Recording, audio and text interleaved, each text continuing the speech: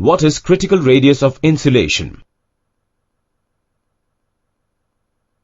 To understand critical radius of insulation, let us take an example of a pipe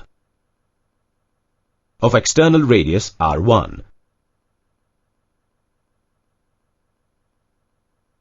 through which hot water at temperature TH is flowing. The pipe is exposed to open air, which is at temperature T infinity. As the temperature of the water is higher than air, so the heat flows from the pipe to the air by convection. Let Q dot be the rate of heat lost from the pipe. Now, to reduce the heat loss from the pipe, let us add an insulation layer of thermal conductivity K and radius R2.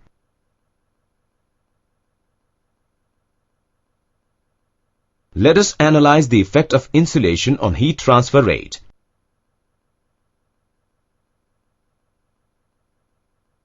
If we increase the radius of insulation,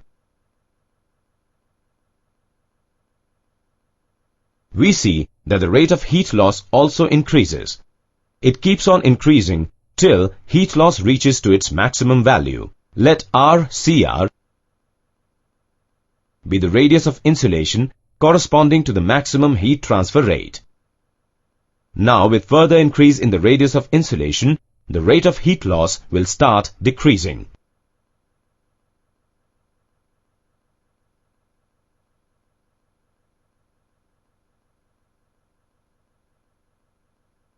Thus, the radius of insulation at which the heat loss from the cylinder is maximum is known as the critical radius of insulation. Mathematically, critical radius of insulation is given by where K is the thermal conductivity of the insulating material and H is the convection heat transfer coefficient between the insulation and the surrounding medium. Related term is critical thickness of insulation. Question.